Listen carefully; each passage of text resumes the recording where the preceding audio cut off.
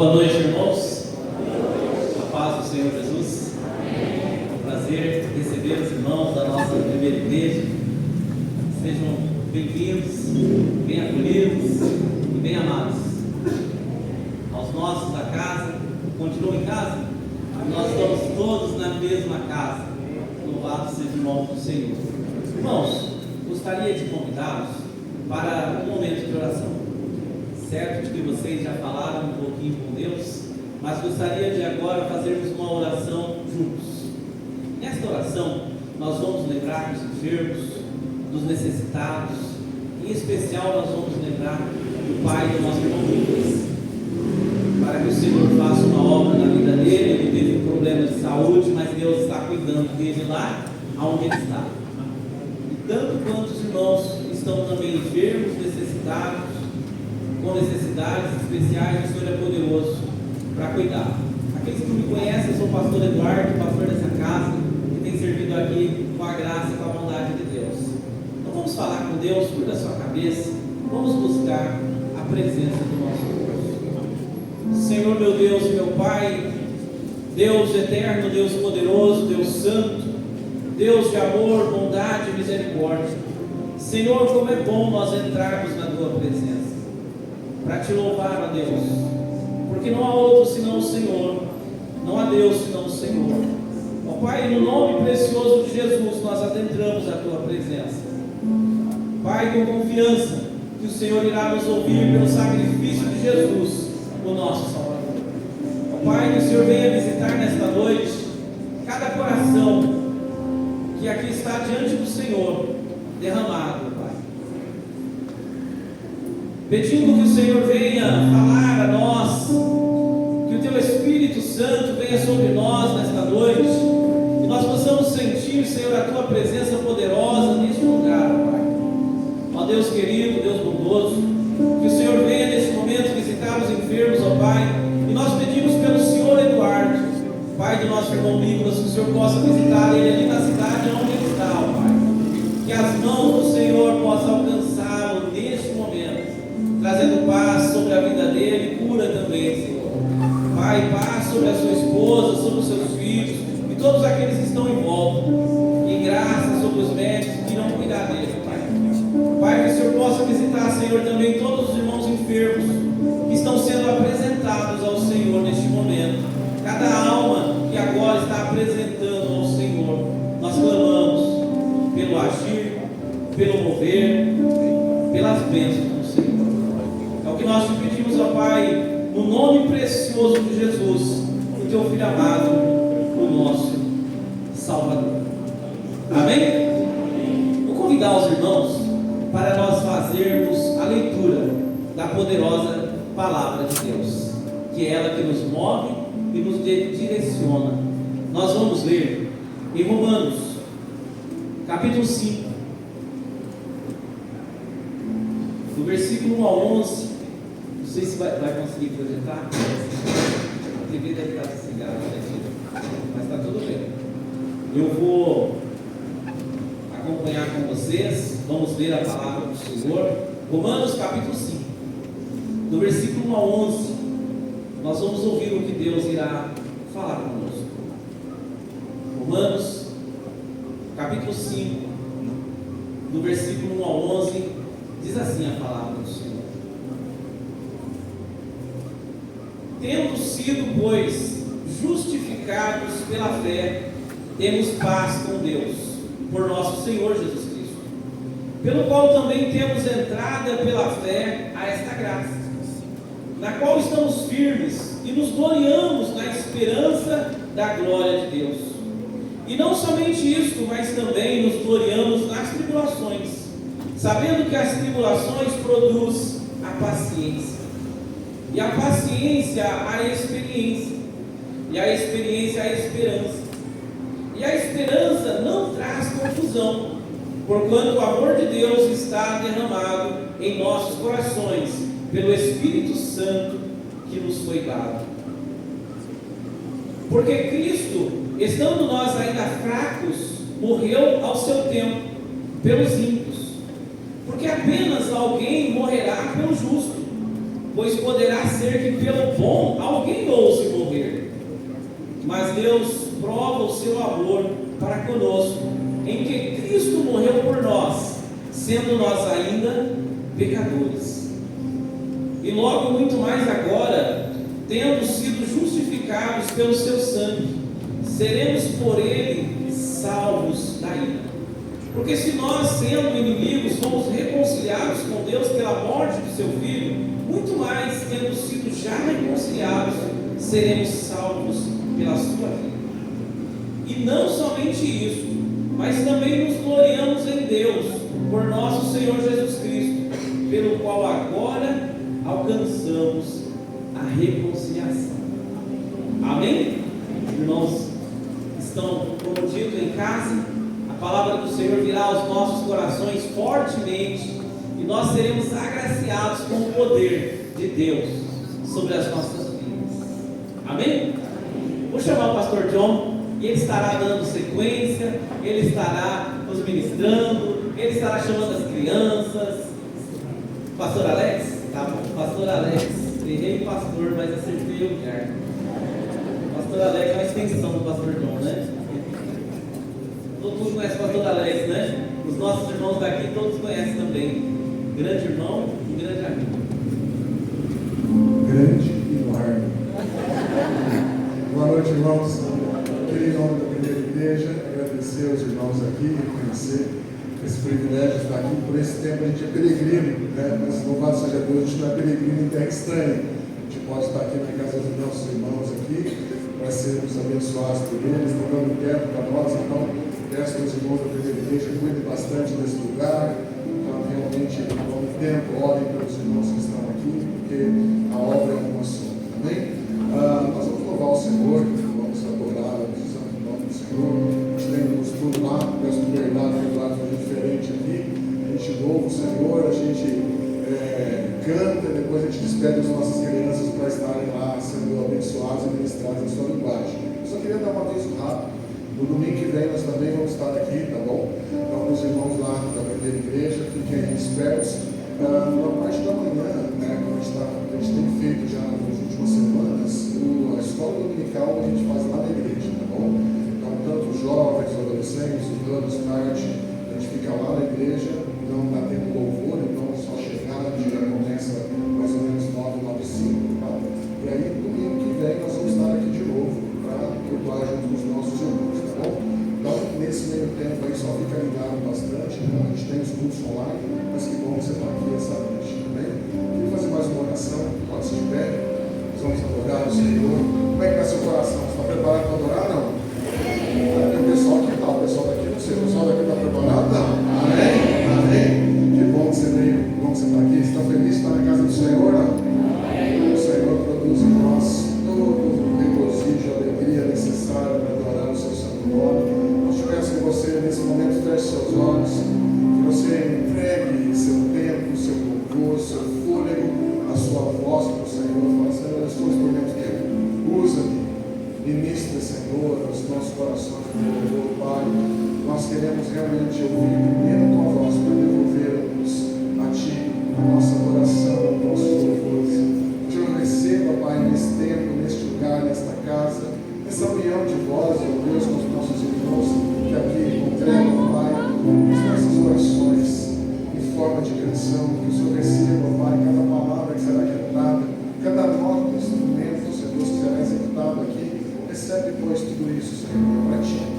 Que os seus ouvidos estejam atentos, Pai, as orações que serão feitas neste lugar. Realmente, Pai, o Senhor possa se inclinar no seu trono e ouvir a voz da tua igreja que se levanta para te adorar, para realmente, Senhor Deus, reconhecer o Senhor tudo aquilo que nós fazemos.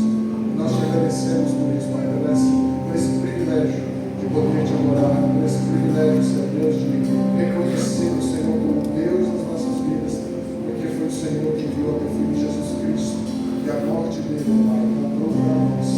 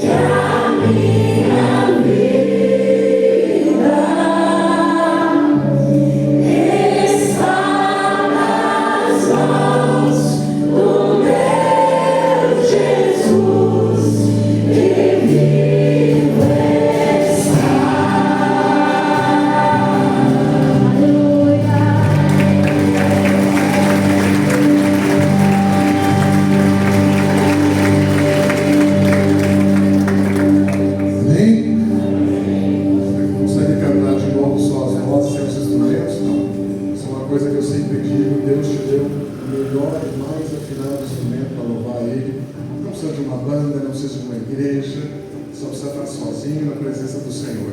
Mas dá para a gente fazer um coral aqui, não dá, Alice? Porque Ele vive, posso crer no amanhã. Porque Ele vive,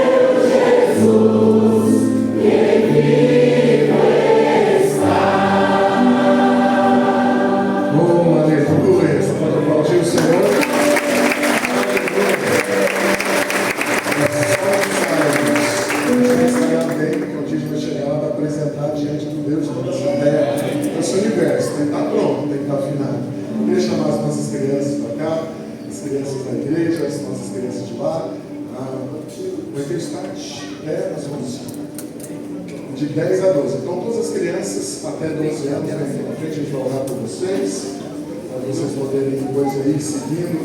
Depois nós vamos ouvir a palavra do Senhor aqui.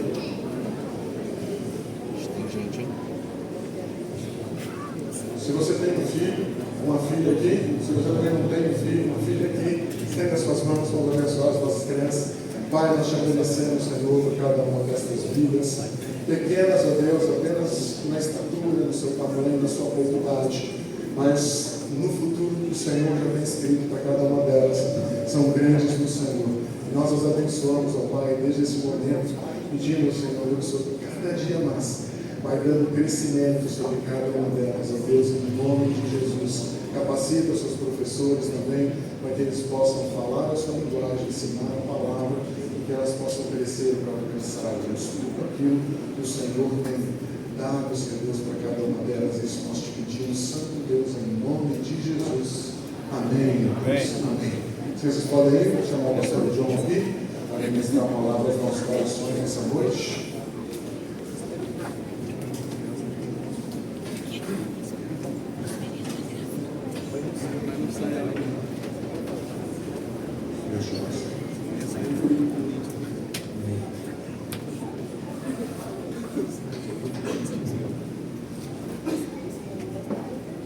Boa noite a todos. Nós, não sei o Eduardo ou os outros pregadores, mas quando a gente vem no outro palco e no outro púlpito, né, a gente estranha, a gente acostuma com o nosso ali, né? Mas eu não deveria estar estranhando aqui, porque essa é a primeira vez que eu venho aqui, né? Mas é a primeira vez que nós nos reunimos juntos, tanto a igreja lá do Jardim Macedo, aqui do Maricel. E eu quero agradecer na pessoa do pastor Eduardo, mas agradecer a igreja toda por nos acolher, né? Nós estamos fazendo uma reforma muito grande lá no templo, então, para você ter uma ideia, não tem luz lá, arrancaram tudo, fiação, e agora está voltando, né, tudo novo, mas Deus quiser, né, logo, logo nós vamos poder dizer como é que é, Alex? Tetelestai, está consumado, né? Acabou, né? Mas até então, eu agradeço a pessoa do pastor Eduardo de nos ceder espaço aqui para estarmos juntos. Alguns lá da nossa igreja falaram assim, mas cabe lá? Eu falei, com amor e fé e unidos venceremos, cabe sim, né? E porque eles não conheciam aqui, não sabiam o tamanho do templo aqui, né? E a gente agradece muito a Deus porque tem esse lugar e creio que em breve aqui também vocês vão ter que fazer 2 cultos, 3 cultos, porque não vai caber mais gente, porque nós vamos ganhar um monte de gente para Cristo. Essa é a nossa intenção lá, E eu espero e creio que seja a sua intenção aqui também, para a honra e glória do Senhor. Bom, eu fui incumbido de trazer a palavra hoje, né? E eu fiquei pensando muito, eu tenho pensado no Salmo 11, mas Deus falou, não é isso. E também tenho pensado bastante em tropeçar. Por quê? Porque tem um texto lá de Tiago que fala que se você tropeçar em um ponto só da lei, você é culpado da lei inteira. E isso, hoje, na matemática moderna, isso é muito injusto. Nossa, Deus pisou na bola. Onde já se viu, eu cumpri 90%, ele vai achar ruim que só 10% ficou para trás, aquela coisa. E nós esquecemos do Deus que nós servimos, nós esquecemos também do Deus que é o que Ele realmente trouxe para nós. Ele trouxe uma grande salvação, uma obra completa, algo assim, tremendo para nós. Então nós precisamos resgatar isso em nossos mentes e corações. Porque essa semana lembrei de dois personagens, um do Novo Testamento e um do Velho, e o texto que o pastor Eduardo leu, de Romanos 5, encaixa bem com esses dois personagens, e aí daqui a pouco eu espero que você vai entender. Primeiro eu lembrei de Judas Iscariotes. Eu nunca preguei sobre Judas Iscariotes, eu não sei os pregadores aqui se vocês já pregaram, eu não sei se é falta de coragem ou falta do que falar, né? A não ser, de repente, só falar mal dele, né? Porque, pelo amor de Deus, né? Eu acho que é válido a gente perguntar, será que ele era verdadeiramente convertido? Será que ele realmente entendeu quem era Jesus? Eu acho que não. Na minha opinião, não é possível alguém andar com Jesus todo esse tempo e ainda roubar a caixinha deles. E até o pastor Alex citou esse texto hoje de manhã. Ele era o tesoureiro, né? Pô, Jesus vai lá e bota o ladrão de tesoureiro. Complicado isso, né? Mas alguém teria que traí-lo depois, e talvez o mais apto para isso foi justamente ele, porque tinha profecia ampla para dizer que Jesus ia ser traído, alguém tinha que trair. Judas foi lá. Mas eu lembrei também de Moisés. Eu não sei você, mas entre Moisés do Velho Testamento, eu acho que o meu personagem predileto, acima de Davi, é Moisés. Eu sou fãzaço do Moisés. E eu gosto muito de pensar na vida dele, nas coisas relacionadas à vida dele. Como eu também sou do apóstolo Paulo no Novo Testamento. Mas qual é a ligação desses dois? A ligação principal desses dois, eu acho que é um ponto central, que se fosse hoje, né, Moisés é Velho Testamento, mas se fosse hoje, Moisés era um exílio crente, um cara que teve uma experiência profunda, foi tocado profundamente por Jesus. O Espírito Santo testificou para o Espírito dele que ele é filho de Deus, mas testificou muito mais coisas para a vida dele. Ele não teve uma vida fácil. Você pode dividir a vida de Moisés em 3 etapas. Ele viveu 120 anos, para fazer conta redonda, 40, 40, 40. 40 dentro do palácio, 40 no primeiro deserto, servindo o sogrão. E depois 40 anos com um povo de dura serviço. Outra sina essa, né? 40, 40, 40. Moisés, você pode ver que ele tinha uma vida assim de rei enquanto ele estava nos seus primeiros 40 anos, porque ele era o filho da filha do faraó. E é engano seu você achar que ele não estava na sucessão de possivelmente um dia se tornar faraó. Ele provavelmente não era a primeira escolha por ser adotado, por exemplo, mas ele estava na linha de sucessão. É certeza disso. Então, para ele estar na linha de sucessão de ser faraó, ele estudou o que qualquer faraó, futuro faraó, precisava estudar. Ele tinha conhecimento, e olha que Egito nessa época, eles eram conhecedores profundos de ciências, da astrologia, até coisa ruim, né? Magia negra, um monte de coisa. E provavelmente Moisés tinha passeado no meio de tudo isso com 40 anos para fazer isso.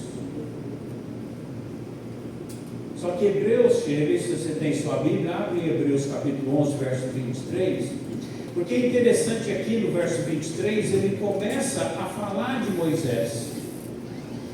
Hebreus 11 é o capítulo da fé, e tem vários personagens citados aqui, mas olha o que fala sobre Moisés aqui. Diz no verso 23: pela fé, Moisés, recém-nascido, foi escondido durante 3 meses por seus pais, pois estes viram que ele não era uma criança comum. Aí nós vamos ter que esperar chegar no céu para perguntar para Deus por que eles acharam que ele não era uma criança comum. Eu acho que é uma testificação do Espírito de Deus. Esse menino aqui, ele vai longe. Mas longe em que sentido? Não longe no sentido moderno. Ele vai ser um vencedor, ele vai ganhar muito dinheiro, ele vai ser tudo aquilo que só você entrar nas redes sociais, a maioria delas estão te dizendo, você ser top, você tem que ser isso. Não, não é isso. Eu tenho certeza que Deus, o Espírito testificou com seus pais, salve esse menino, porque esse menino, eu tenho algo importante para a vida dele. E não temer o decreto do rei.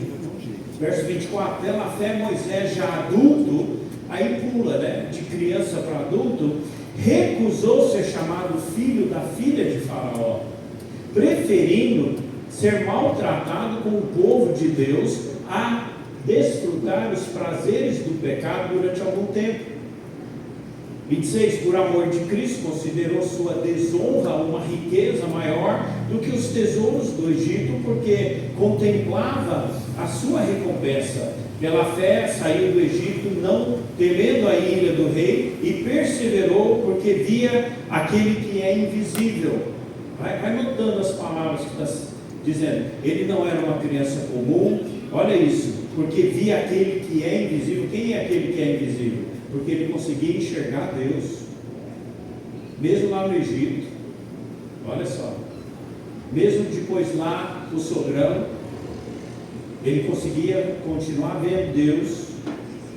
Aí 27, pela fé ele saiu do Egito, né, não temendo a ira do rei, e perseverou, porque via o que era invisível. 28, pela fé celebrou a Páscoa e fez sua aspersão do sangue, para que o destruidor não tocasse nos filhos mais velhos dos israelitas. Moisés, interessante. E eu, pensando nisso, eu lembrei de uma coisa que Moisés não tropeçou, mas que talvez nós podemos tropeçar, que é justamente nessa expressão que diz, né, pela fé já adulto ele se recusou a ser chamado filho da filha de Faraó. Por que ele se recusou? Então nós teríamos que tomar tempo de ir lá em Êxodo, ler a história toda, mas eu vou resumir aqui. O que aconteceu? Quando chegou um ponto que não dava mais para esconder a criança, quem tem neném pequeno sabe disso, à medida que vai crescendo, eles vão ficando um pouco mais barulhentos, então fica mais difícil de esconder. Então, tiveram a ideia, vamos fazer um barquinho, e coisa de fechado de piche, para não afundar a água, não entrar. Colocou um nenê lá no Rio Nilo, escondido, no meio das plantas que crescem normalmente ali no Rio Nilo. E um dia a filha do faraó foi se banhar lá no Nilo e ela acha quem? Moisés. E pelo visto era um nenê muito bonito, porque já chamou a atenção dele. A irmã foi esperta. Menina, o que ela fez? Ela correu para a filha do faraó, porque a hora que ela viu que a filha do faraó ia levar ele embora, porque provavelmente ela estava elogiando o nenê, falando tanto desse nenê, e talvez ela era uma mulher que não tinha filhos, ou já tinha filhos, mas já cresceram, que ela queria outro, sei lá. Mas por alguma razão ela se afeiçoou a esse menino ao ponto de querer adotar ele. E aí Miriam chega para ele e falou assim: eu conheço várias hebreias, porque os nenês deles foram arrancados e elas têm leite. A senhora quer que eu arrume uma, porque antigamente se chamava uma amba seca, né? Você quer que eu arrume alguém para dar de mamar para ela? Ah, eu quero. Adivinha quem ela chamou? A Mames. Chamou a mãe dela e do Moisés. A filha do faraó chegou para a mãe e falou assim: eu vou deixar um tempo aqui com você. Quanto tempo? Não, ninguém sabe direito. Os estudiosos quebram a cabeça com isso, mas pode ser que ele ficou até os 12 anos, pode ser que ele só ficou até os 7 ou 8. Não importa quanto tempo, mas o fato é que ele ficou tempo suficiente lá. Vamos fazer uma conta redonda, porque eu estudei teologia, não fiz matemática, então eu tenho que fazer conta assim. 40 anos é o primeiro período, então vamos dizer que ele ficou lá 7 anos, sobrou quantos anos? 33. Vamos dizer que ele foi para o palácio com 7 anos de idade. E aí ele começou a ser treinado em tudo que Egito tinha para oferecer. Inclusive, ele foi introduzido para o Deus Ra. Eu acho que Deus, o nosso Senhor, fez questão dele ser chamado de Ra, porque acha que é Deus, mas não é, né? Ra. Né? Inclusive tinha um desenho antigo que era o She-Ra. Lembra do She-Ra e do He-Man? Ou o cabelinho ridículo do He-Man, né? Mas vamos voltar para a mensagem. A She-Ra é a Ra, deusa do Egito, na versão feminina.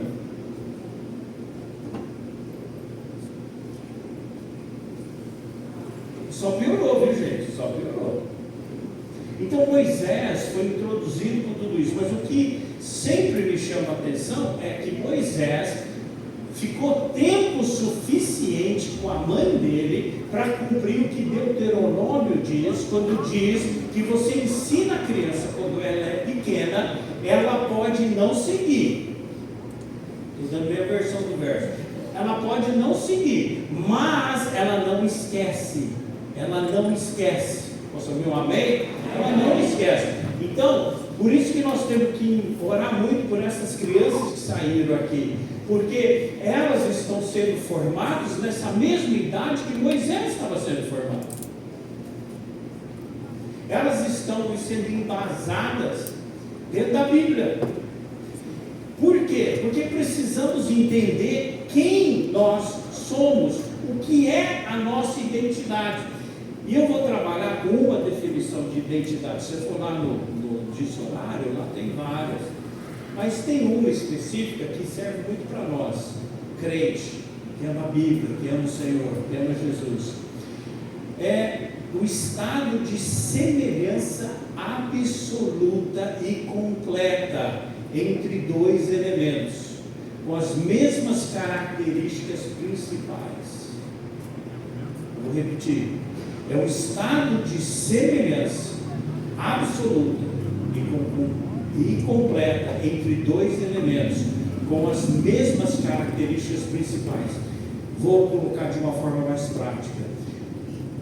Mãe de Moisés, ela conseguiu colocar dentro do coração daquele menino quem era Yahvé, Jeová.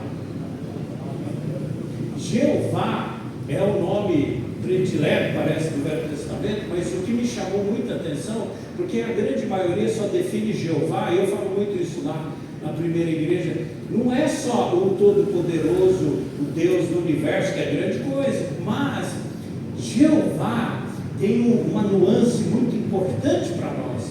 Ele é um Deus de relacionamento pessoal. Então, quando nós começamos a entender essa questão de identidade, nós precisamos entender, e eu creio que é o que Moisés entendeu, tá? Demorou 40 anos, não, Deus tinha um propósito. Por quê? Nós estamos falando daquele que o Espírito Santo inspirou Pedro para dizer que 1000 anos e um dia é nada mesmo para Deus, porque Deus não está preso no cronos que nós estamos. Ele não se prende, Ele nos prendeu, mas Ele não se prende. Então 1000 anos e um dia para Ele tanto faz. Eu sei que isso é meio complicado para a gente entender, né? Quer dar uma explosão nascer, né? Nas linhas de pensamento, é pensar nisso.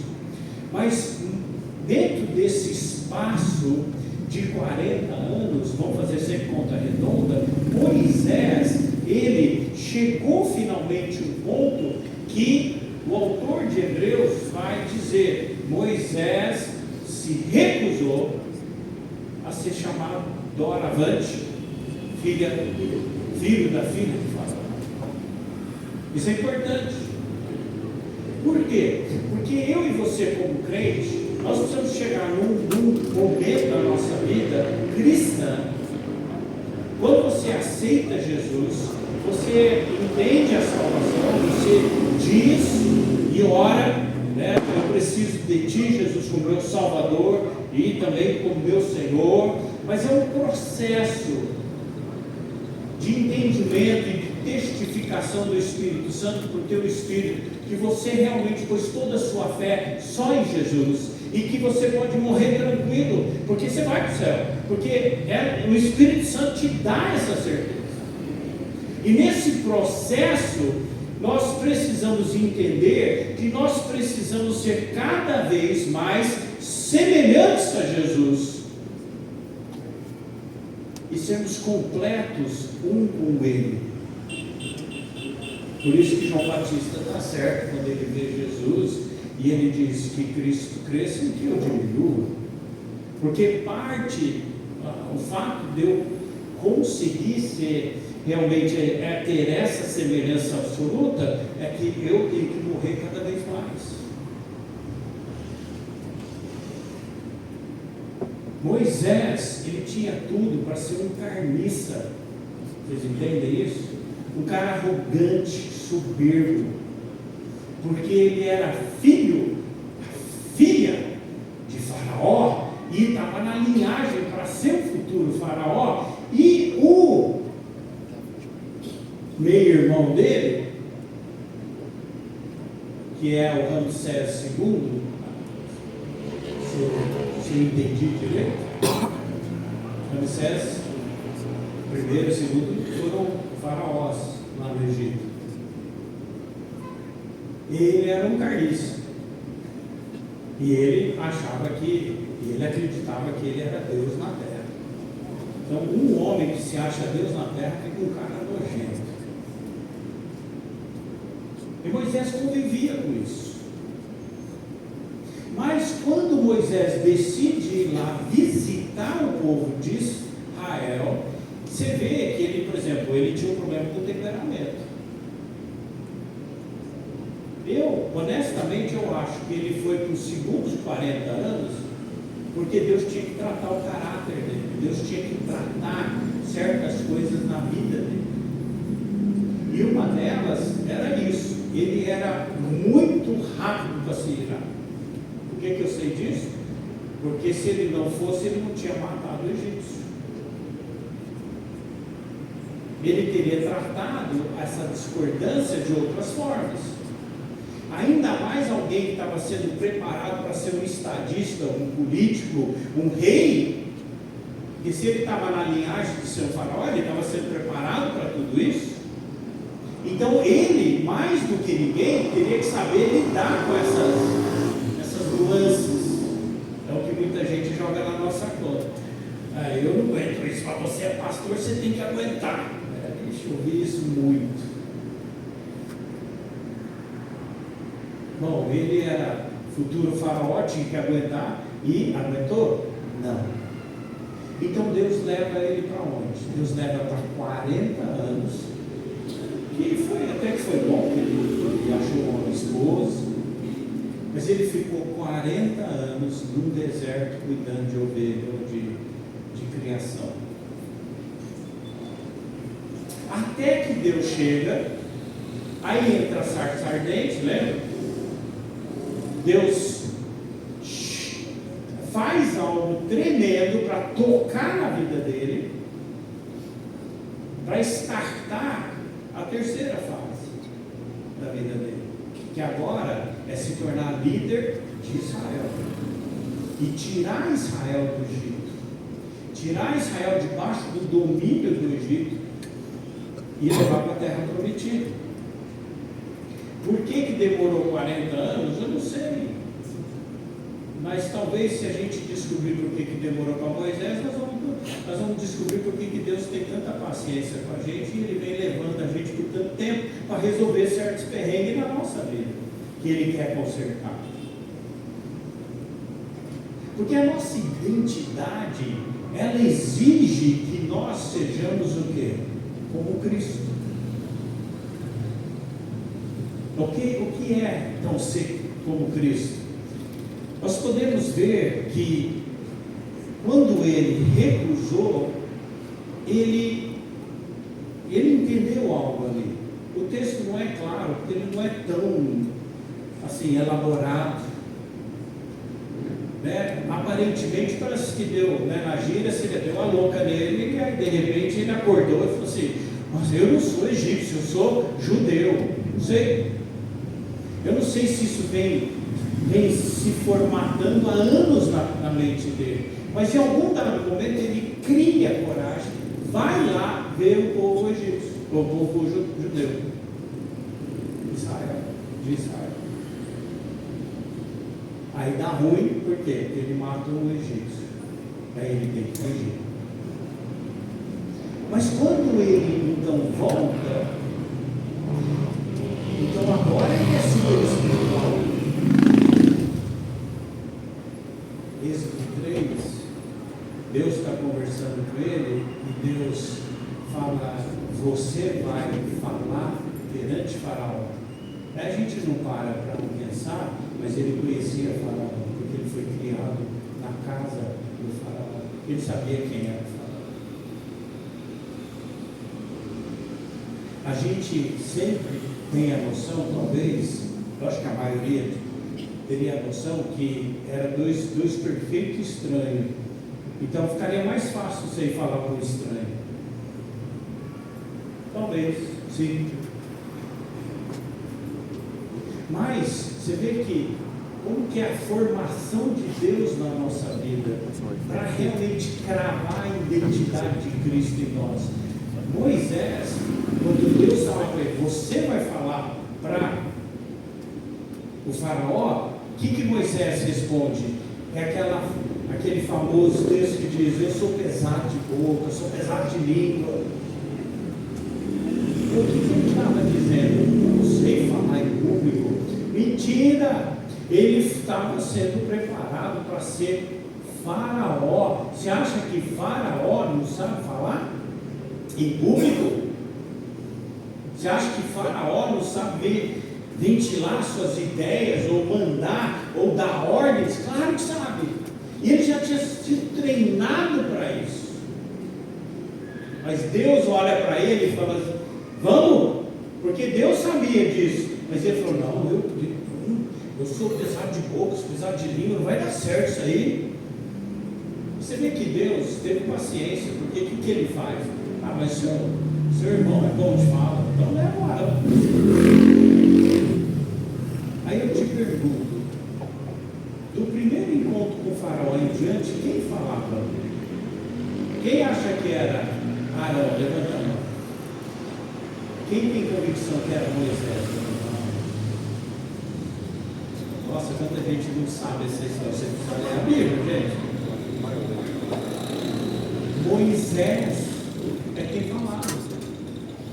Arão foi lá como samambaia, só uma planta ornamental, porque tudo era resolvido via Moisés. Por que eu estou falando tudo isso? Porque se não há uma verdadeira recusa nossa pelo mundo,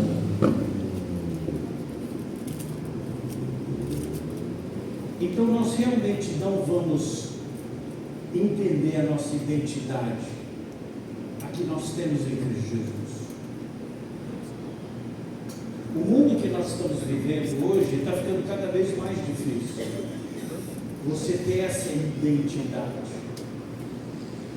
Eu não sei se você está acompanhando tudo o desenrolar lá nos Estados Unidos do Charlie Kirk. Falei certo, né? Charlie Kirk?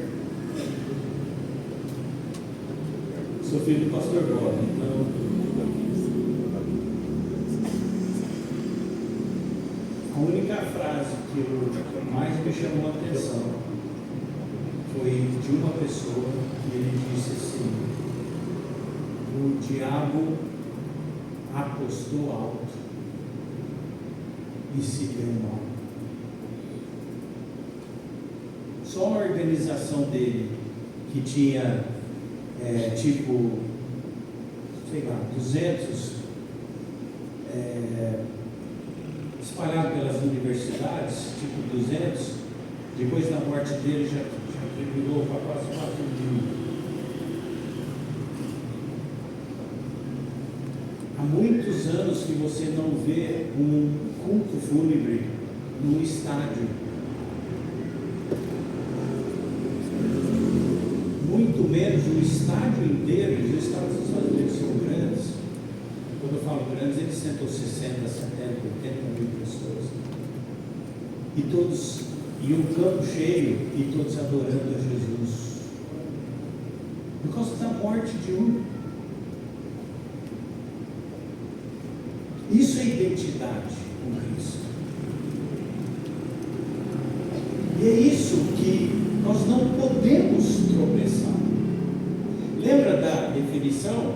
Que é semelhança absoluta e completa entre os dois? Ou seja, é semelhança absoluta e completa entre eu e Jesus?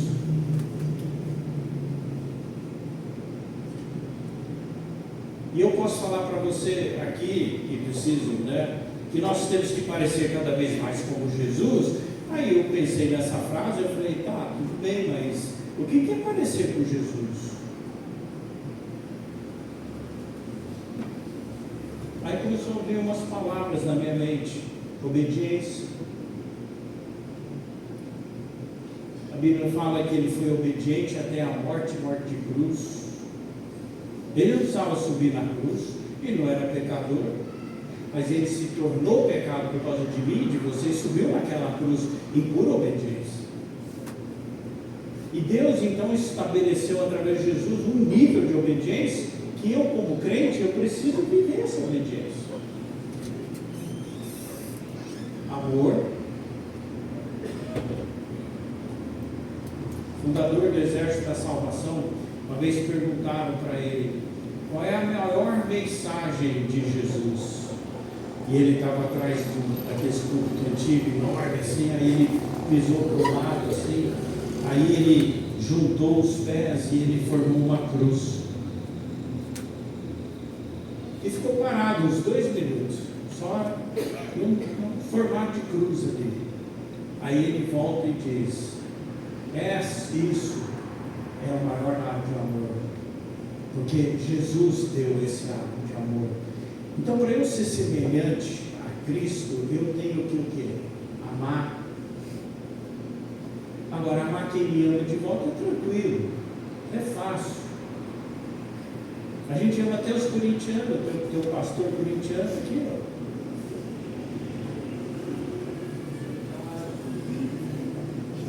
Vocês já deduziram que eu sou palmeirense, daí sou mesmo. A minha esposa me exorta, mas ela não conseguiu ainda arrancar isso. Mas isso não é o mais importante. Tanto faz que time você faz. Porque na hora de nós mostrarmos amor e mansidão,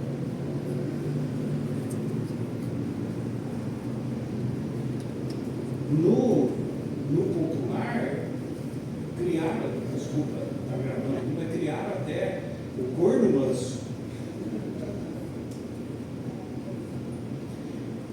O problema não é o primeiro, o primeiro é um problema sério, mas associar mansidão com coisas como isso. Está dizendo para nós que mansidão você tem que botar um X e arrancar isso. Quem é manso é bobo, é um idiota. E não é se você é discípulo de Jesus. Não é se você é discípulo de Jesus. Humildade. Eu sempre lembro no Getsemane, Jesus orando por 3 vezes: Pai, se possível, afasta de mim esse cálice. Se possível, afasta de mim esse cálice. Mas o que ele arremata ali? Mas seja feita a tua vontade. Ele teve que se humilhar debaixo de Deus e debaixo da vontade de Deus Pai, para fazer o que o Deus Pai queria. Isso não é diferente para mim e para você, porque isso é parte da nossa identidade como cristão, como parte de Cristo. A gente realmente entender que amor, mansidão, humildade, submissão. Muitas das orações, se fossem modernos agora, o Getsemane ia ser o quê? Pai, tu me fizeste um princeso no teu reino, eu sou vitorioso, Senhor, e se eu subir naquela cruz vai ser derrota, Senhor. Ele teria que escrever ali, mas não é isso que está escrito lá. Você vê como é que as coisas vão mudando e é tão, parece inocente, mas não tem nada de inocente nisso. Então, você ser semelhante, e uma semelhança absoluta e completa, então você tem que ser obediente como Jesus era, você tem que ser amoroso como Jesus era, você precisa ser manso como Jesus foi, você precisa ser humilde como Jesus foi, você precisa ser submisso tanto ao Pai e ao Espírito Santo.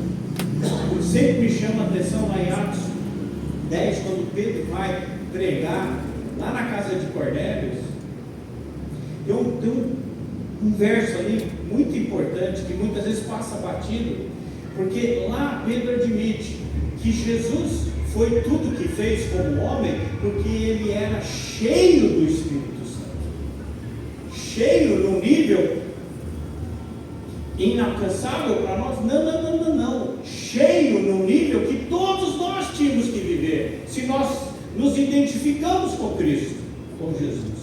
Nós tínhamos que ser cheios do Espírito Santo no mesmo nível. As prioridades. Eu e o Pai somos um. Quando chega no início lá em Caná, Maria chega, acabou o vinho, e ele fala aqui que eu tenho contigo, mulher. Parece que ele está sendo ruim, tem um jeitão de responder deles. Até aí está tudo certo. Ele não foi sem educação, ele respondeu de acordo com a cultura da época. Mas ele foi e fez o quê? Ele não só transformou a água em vinho, mas ele transformou o vinho, numa das melhores qualidades de vinho, que todo mundo ficou falando: pô, vocês guardaram o melhor para o fim, né? Porque geralmente vocês faziam o contrário, eles davam o melhor no começo, o pessoal já começa a ficar meio chamado mesmo, aí pode soltar qualquer vinho que for, está tudo certo. Amado, não tem problema, eles vão saber a diferença. Mas Jesus, ele vai lá e faz um milagre para aparecer. Muito pelo contrário, quantos milagres Jesus fez e saiu de cena? Quantos milagres Jesus fez que ele falou assim: agora sou eu, sou Jesus, sim, eu estou fazendo isso, mas fica quieto por enquanto. Quantos irmãozinhos que faz muito menos, já quer criar um canal e daqui a pouco já quer monetizar o canal por causa do que Deus está fazendo na vida dele. Isso não é identidade de Cristo. Isso não é identidade de Cristo. Eu não estou falando de ter canal e monetizar errado, não é isso. Eu estou querendo dizer por que você faz certas coisas. Qual é a tua motivação lá atrás? A motivação de Jesus, ele é claro. Eu estou aqui para servir o Pai, porque eu e o Pai somos um. Então eu e você temos que dizer, eu estou aqui para servir Jesus, porque eu e Jesus somos um. Amém? Eu e Jesus somos um. Eu e Jesus somos um. E por último dessa lista minha, pensei muito em Jesus servo.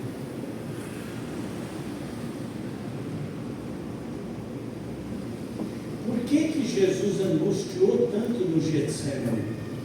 Que fala que ele transpirou gotas de sangue. A Bíblia está sempre sendo atacada de inúmeras formas, e por muitos anos atacavam esse texto dizendo: ninguém consegue transpirar gotas de sangue. Aí finalmente a medicina provou, consegue sim, consegue sim. Sabe o que acontece? Eu não sei todo o processo químico que rola lá. Quando eu li, eu entendi. Você sabe aquelas coisas que você lê, você entende, mas foi para você replicar e complicado. E aí eu perdi esse, e também nunca fui atrás mais. Mas, o que eles estão dizendo? Quando você está, o teu coração, sentimentos tão arrebentados, angustiado, para o seu coração partir, acontece uma reação química, que o sangue começa a sair, ela passa as paredes da veia e ela vai parar nos poros. Então não vai me dizer que Jesus não estava angustiado, que Jesus ele estava lá de sopetão, porque ele não estava, porque ele pediu 3 vezes, se possível me afasta desse cálice. Ele sabia qual era o cálice. O cálice não era a morte apenas, aqui, entenda, não era só subir naquela cruz, não era ser espetado com pregos enormes aqui ou nos pés, não, era ele assumir os meus pecados e os seus. Esse era o cálice terrível, mas ele assumiu os meus pecados e os seus. Então como é que eu posso me identificar com Jesus? Eu me identifico com Jesus, eu não tenho como assumir os pecados dos outros, mas eu posso me esforçar ao máximo para levar o Evangelho, para que qualquer pessoa, ela chegar na presença de Deus, ela morreu, chegou na presença de Deus, e ela olhou para Deus, e Deus fala assim: o seu nome não está aqui no livro. Ah, mas eu não sabia. Eu falei, não. O fulano de tal te falou amplamente, ele te mostrou amplamente qual é o caminho. Esse é o nosso papel. Se nós realmente nos identificamos com Jesus, esse é o nosso papel. Eu sei, nós vivemos num mundo que vai nos ocupando, né? Os WhatsApp da vida, e tudo, e a gente acaba se perdendo, né? Esses dias alguém me mandou um meme, cabine telefônica dos anos 70, era uma foto do orelhão antigo. Cabine telefônica de 2025, a foto de uma privada dentro do banheiro, de uma lavada. Chegar lá embaixo. Essa virou a cabine telefônica de 2025. Quanto tempo você gasta lá no reinando do trono? Sem fazer nada, a não ser usar o celular.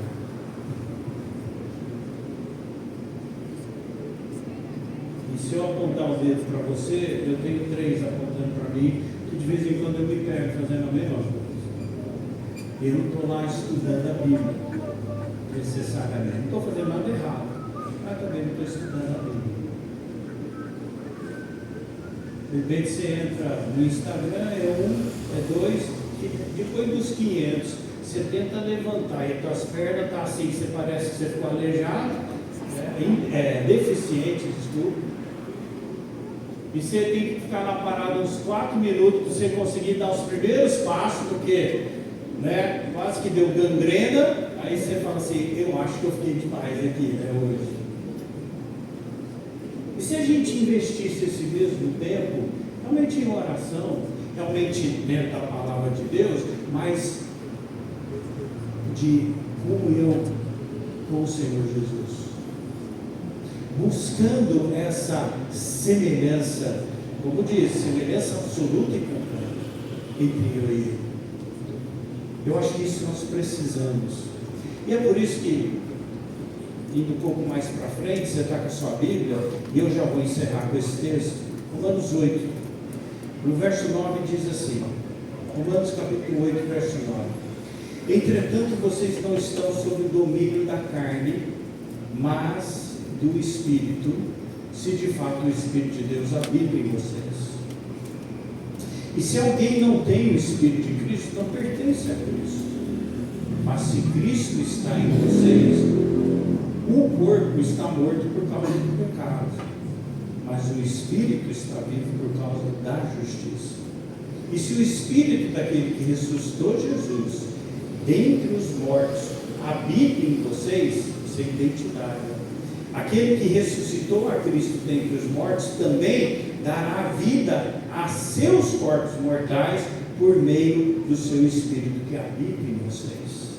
Portanto, irmãos, estamos em dívida não para com a carne, para vivermos sujeitos a ela, pois se vocês viverem de acordo com a carne, morrerão. Mas se pelo Espírito fizerem morrer os atos do corpo, viverão, porque todos os que são guiados pelo Espírito de Deus são filhos de Deus. Pois vocês não receberam um Espírito que os escravize para novamente temerem, mas receberam o Espírito que os torna filhos, por adoção, pelo qual pode clamar Abba, ou seja, Pai. E o verso 16, o próprio Espírito testemunha ao seu Espírito que você é filho de Deus. Isso é identidade, irmãos. Isso é identidade. Então essa semana, quando nós sairmos para trabalho, para levar as crianças na escola, você conhece a sua rotina, que você saia lembrando que você é de Cristo Jesus e que você tenha identidade com Ele. Começa por essa lista que eu dei: obediência, amor, mansidão, humildade, submissão, servidão, prioridades. Que nós consigamos achar o equilíbrio na nossa vida para que nós sejamos cada vez mais como Cristo, sem tropeçar nessa questão da identidade, sem tropeçar. Agora, eu citei algumas nuances da vida de Moisés. Moisés tropeçou, matou o egípcio, depois ele argumenta com Deus em pessoa: eu sou boca pesada, sei falar, mentiu. Eu acho que está tudo registrado lá, para a gente sentir poder dar um suspiro de alívio, né, Toninho? Falar assim, pô, esse cara era lembrando que nem eu, né? Ainda bem. Deus está trabalhando na gente para quê? Para nos trazer cada vez mais a semelhança absoluta e completa nossa para com Cristo Jesus. Amém? Então, não vamos tropeçar nisso. Amém? Curva sua cabeça, feche seus olhos. Você de cabeça baixa, de olhos fechados.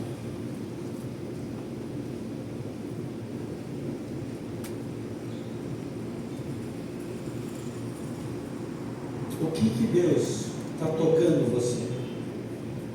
O Espírito Santo está falando do teu coração. Nós precisamos dessa identidade com Cristo. Quer dizer, Deus nos deu isso. Nós precisamos entender realmente quem nós somos em Cristo. E ela tem que passar por essa semelhança absoluta e completa de nós sermos como Cristo. Como disse o João Batista, que Jesus cresça cada vez mais e eu que diminua cada vez mais. Pai, eu peço que nessa noite o Senhor esteja tocando nossos corações, que o Teu Espírito Santo esteja mostrando a nós, quando nós somos muito nós, Pai, então que o Teu Espírito Santo nos mostre que nós estamos sendo muito nós e pouco de Ti, Jesus. Pai, perdoa-nos, porque muitas vezes a gente acha, ou seja, nós somos muito orgulhosos, ou perdoa-nos quando nós achamos que sabemos demais.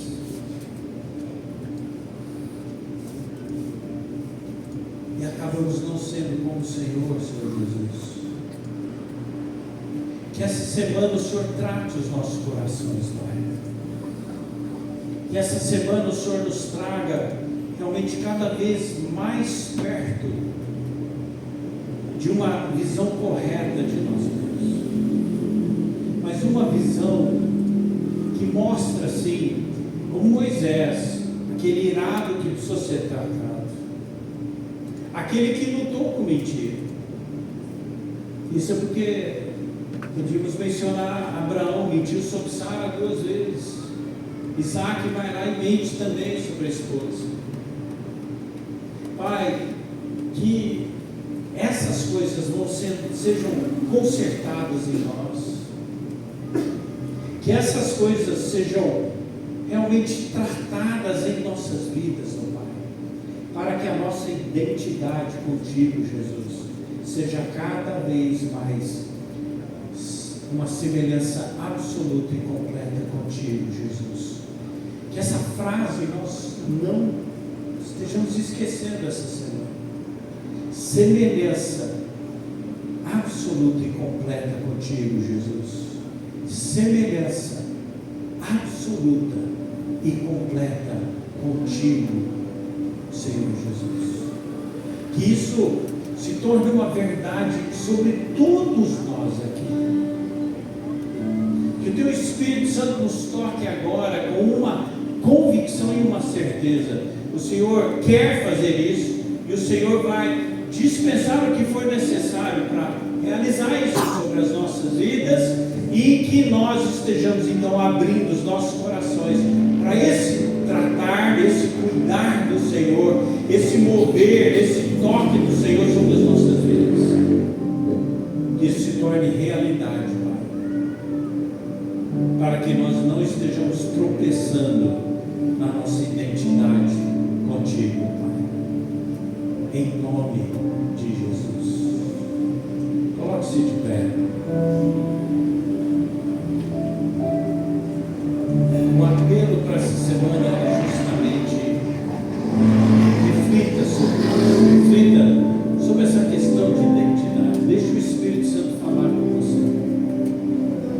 Essa semelhança absoluta e completa com Jesus, ela precisa entrar em nossas mentes e corações, e ela precisa se tornar uma realidade absoluta no nosso viver. Ninguém de nós aqui é perfeito. Ninguém de nós é isento de pecado. Mas à medida que nós vamos ficando cada vez mais semelhantes a Cristo, certas coisas vão sumindo, certas coisas vão minimizando ao ponto que realmente é muito difícil a gente fazer. Por quê?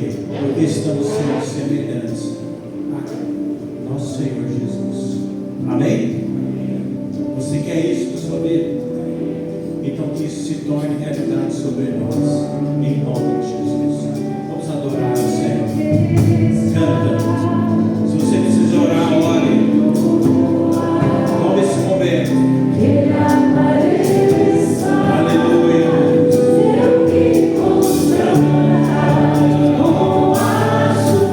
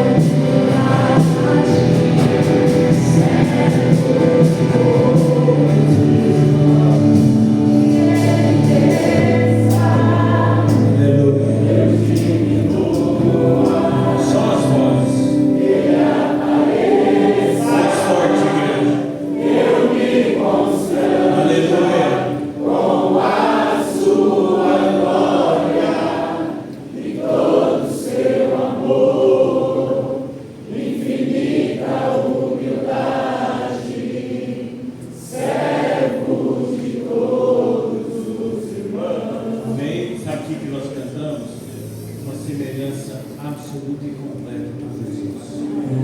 Amém? Vou chamar o anjo da casa aqui. É o que Apocalipse diz. Você saber que o anjo parece assim.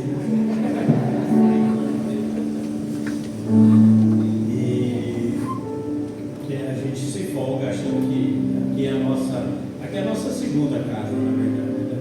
Mas o chefe da casa é ele.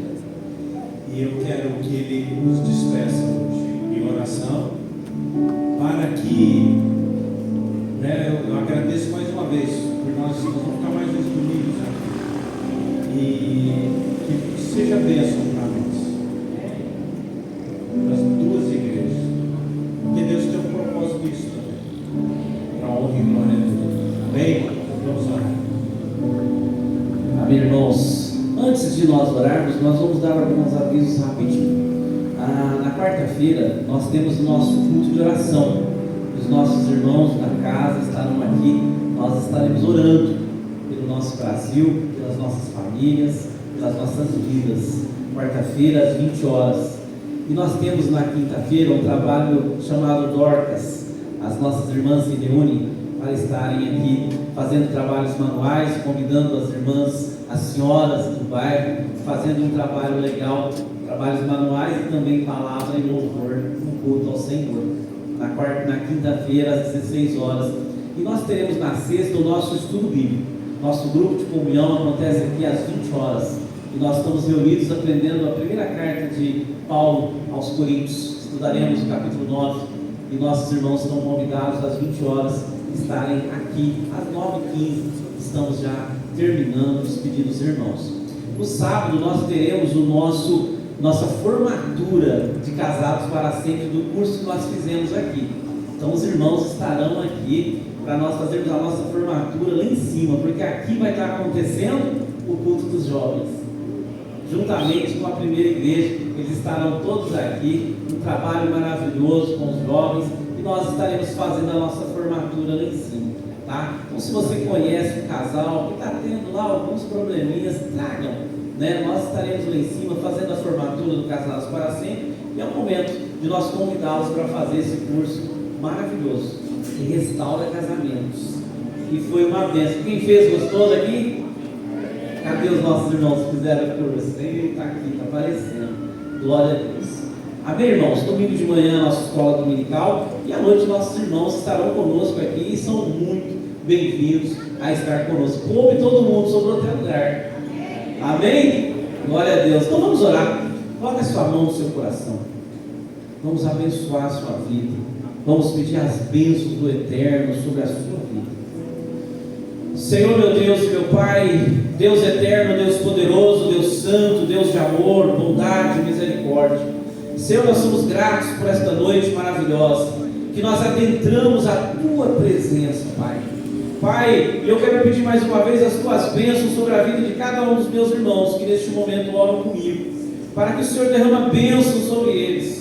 Derrame, Senhor, o Seu poder sobre a vida deles, ó Pai. E como pregado nesta noite, como anunciado nesta noite, que a nossa identidade com o Senhor seja completa e total. Pai, que nós possamos andar nos Teus caminhos todos os dias das nossas vidas. Que nós sejamos uma bênção, ó Pai.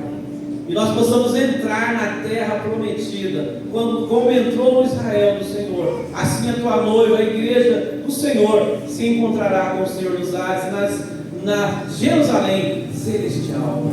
Guarda-nos, Senhor, para que este dia, Senhor, sabemos que está tão perto, e que nós estejamos prontos para estar com o Senhor. É o que nós te pedimos, em nome de Jesus. Faz assim com a sua mão. Repita comigo: que o amor de Deus, o Pai, a graça de nosso Senhor e Salvador Jesus, e as doces comunhões e consolações do Espírito Santo seja com todos nós. Amém. Deus abençoe os irmãos. Em nome de Jesus, estamos pedindo.